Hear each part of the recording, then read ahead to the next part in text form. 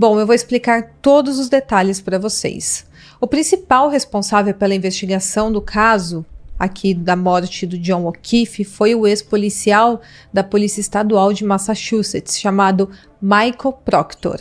Ele é integrante da unidade de detetives do estado de Norfolk e menos de 16 horas após o início da investigação e antes mesmo que a autópsia do John fosse realizada, o Michael discutiu abertamente o caso em um grupo de mensagens com amigos da sua época de escola que não tinham nada a ver com a investigação.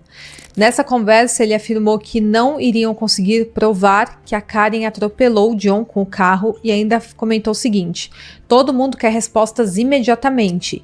E em tom agressivo, ele se referiu a ela com vários xingamentos pesados e concluiu: ela está ferrada, zero chance de ela escapar. Então, aparentemente, o Michael, antes mesmo da investigação progredir, já tinha a Karen Read como a culpada pelo crime. Bom, além disso, naquela manhã, ao ir em direção à casa dos Alberts, procurar pelo seu namorado, é dito que a Karen estava muito histérica e ela não conseguia dirigir por causa do seu estado emocional. Então, a Carrie, que foi quem conduziu o carro. A Jennifer afirma, e ela estava junto durante o trajeto, que a Karen teria dito o seguinte: será que eu posso ter batido nele? Será que eu bati nele? Como se ela tivesse dúvida se tinha ou não atropelado o próprio namorado. Ela também disse que o carro da Karen tinha uma lanterna traseira rachada. E ao chegarem ao local, na casa dos Albert, a Karen imediatamente notou o corpo do John do lado de fora. Essa foi parte da razão pela qual ela foi acusada pelo crime, porque aparentemente ela sabia exatamente onde ele estava, mesmo com a neve cobrindo o corpo. Então o policial Michael Proctor acreditava que a Karen sabia exatamente onde o corpo estaria, porque ela quem o havia atropelado na noite anterior, e tinha o deixado ali para morrer em meio a uma tempestade de neve. E a maior prova utilizada contra a Karen Read era o fato da lanterna traseira do seu carro estar quebrada, como se tivesse quebrado no momento do atropelamento do John. Mas, na verdade, tem aquela câmera de segurança que mostra a Karen Read colidindo o carro dela com o carro do John O'Keefe, que também estava estacionado na garagem. Agora, sobre a autópsia do corpo do John, diversos especialistas afirmaram que, na verdade, os arranhões e também perfurações encontradas no braço dele eram compatíveis com mordidas e arranhões de cachorro, e não com vidro quebrado de lanterna de carro. Então, uma versão completamente diferente do que a Karen estava sendo acusada. E o mais intrigante no resultado da autópsia foi que a causa da morte foi classificada como indeterminada. Acontece que a médica legista afirmou que não havia prova suficiente para afirmar que o John havia sido atropelado. Inclusive, ela mencionou posteriormente sobre tentativas da polícia de influenciar a sua conclusão aqui no laudo da autópsia. Então, aparentemente, a polícia queria que ela concluísse o laudo, dando a entender que ele havia sido atropelado. Mas ela falou que não tinha como determinar isso. Em 2 de fevereiro de 2022, poucas horas após a acusação formal contra a Karen, o seu advogado David recebeu uma ligação anônima de um homem que alegava ter experiência na área policial em Boston.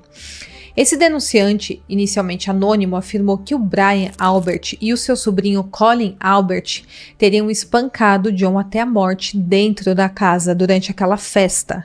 Em seguida, segundo esse denunciante, o Brian Albert e o agente federal Brian Rings teriam arrastado o corpo até o gramado e largado lá para morrer sozinho. O autor dessa denúncia anônima foi identificado posteriormente como Steven Skellon, um investigador particular local, e ele afirmou às autoridades mais tarde ter sido responsável realmente por enviar essa informação ao advogado da Karen Read. Agora, como ele ficou sabendo disso é um mistério, mas falou que ele tinha algum tipo de contato com a polícia de Boston. Bom, em abril de 2023, a equipe de defesa da Karen apresentou uma nova teoria que envolvia diretamente o Brian Albert e a sua cunhada, a Jennifer McCabe. Lembrando que a Jennifer esteve com a Karen e com o John na noite dos fatos. Eles todos beberam bastante bebidas alcoólicas e ela foi uma das pessoas que ajudou a Karen a encontrar o corpo do John na manhã seguinte. Bom, segundo a defesa, após o ocorrido, Brian Albert vendeu sua casa misteriosamente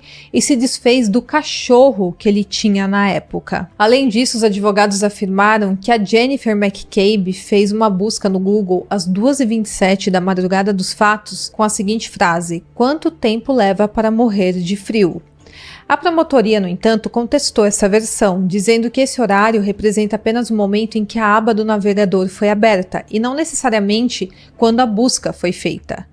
E em seu depoimento, a Jennifer também tentou se defender. Ela falou que não fez aquela busca naquele horário, às 2h27 da manhã, e que, na verdade, havia feito uma busca semelhante no Google horas depois, somente após ter encontrado o corpo do John O'Keefe, e que teria feito essa busca a pedido da própria Karen Read. Bom, e a teoria de quem acredita que a Karen é inocente é que depois que o John chegou à casa do Brian Albert, ele começou a enviar mensagens de texto para Jennifer McCabe para se certificar de que ela estava lá, já que ela era a única pessoa que ele conhecia bem ali da festa. Ao entrar, ele teria ficado surpreso ao ver o Colin Albert no local, que era o sobrinho do Brian, que o teria confrontado em determinado momento da festa e teria começado a agredir o John. Então o Colin teria agredido o John dentro da festa e o Brian teria se juntado a essa surra. O cachorro da família, que era um pastor alemão, teria ficado assustado e imediatamente também começou a atacar o braço do John.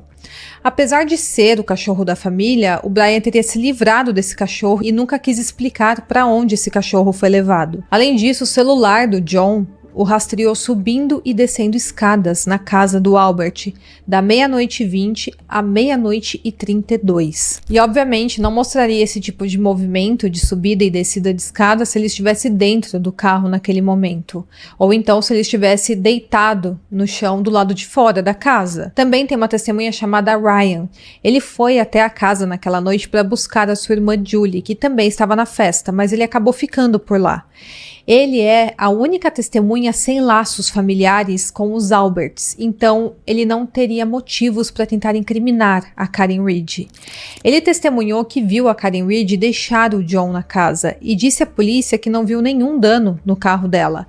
Ele também falou que não ouviu gritos de uma possível discussão que eles estavam tendo, nem a viu dirigindo o carro de forma irregular e ele apenas viu a Karen Read sozinha ali no SUV, o que entra em conflito direto com a versão do Brian Albert e da Jennifer McCabe, de que o John nunca entrou na casa. Mas claro que toda essa teoria é sustentada pela defesa da Karen Read e rebatida pela promotoria. Em março de 2024, os advogados de defesa dela entraram com um pedido para encerrar o caso, alegando conflitos de interesse, e eles apresentaram laudos técnicos de peritos federais em reconstrução de acidentes. Esses especialistas afirmaram que os ferimentos do John eram incompatíveis com os danos observados no carro da Karen Read. Porém, em 26 de março, o juiz negou essa solicitação, alegando que havia provas extensas que justificavam as acusações. Mas, aparentemente, a maior sustentação aqui para a acusação contra a Karen Read era aquela lanterna quebrada do carro dela. Mas tem mais provas e eu vou explicar para vocês. No início de abril de 2024, antes do primeiro julgamento, os promotores solicitaram à justiça a criação de uma zona de segurança de 150 metros ao redor do tribunal para afastar os manifestantes. Porém, após a União Americana pelas Liberdades Civis apresentar um documento alegando violação à liberdade de expressão, a juíza determinou que o limite fosse reduzido para 60 metros. E, na verdade, esse caso teve muita repercussão nos Estados Unidos e muitas pessoas compareceram ao tribunal, protestando a favor da Karen Read.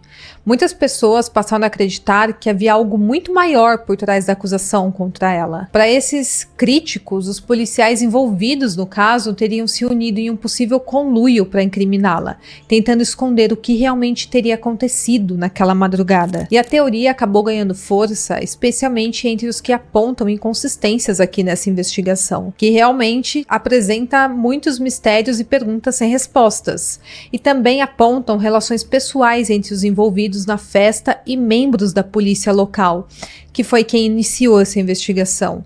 A principal suspeita levantada é de que o John teria se envolvido em uma briga dentro da casa dos Albert e eles teriam tentado mascarar essa briga que acabou tirando a vida dele. E se essa hipótese estiver correta, o ferimento fatal do John não teria sido causado por um atropelamento, como sugerido na acusação contra a Karen, mas sim pelas agressões sofridas ali dentro e também pela negligência em prestar socorro após o conflito. E para muitas pessoas essa é a teoria que faz mais sentido sentido, especialmente levando em consideração os ferimentos no corpo do John. Bom, o julgamento começou oficialmente em 16 de abril de 2024 e antes da abertura do tribunal, os promotores pediram ao juiz que impedisse os advogados da Karen de insinuar que outras pessoas poderiam ser responsáveis pela morte do John, que seria a chamada defesa de terceiro culpado.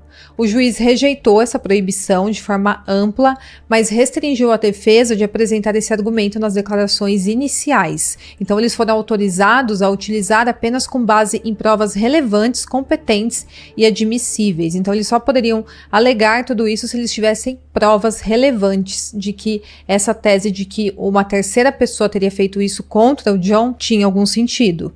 Durante o julgamento, a juíza acatou também o pedido da promotoria para que ninguém usasse roupas ou acessórios ligados ao caso dentro da sala do tribunal, e assim, em 28 de abril, acusação e defesa apresentaram seus argumentos de abertura.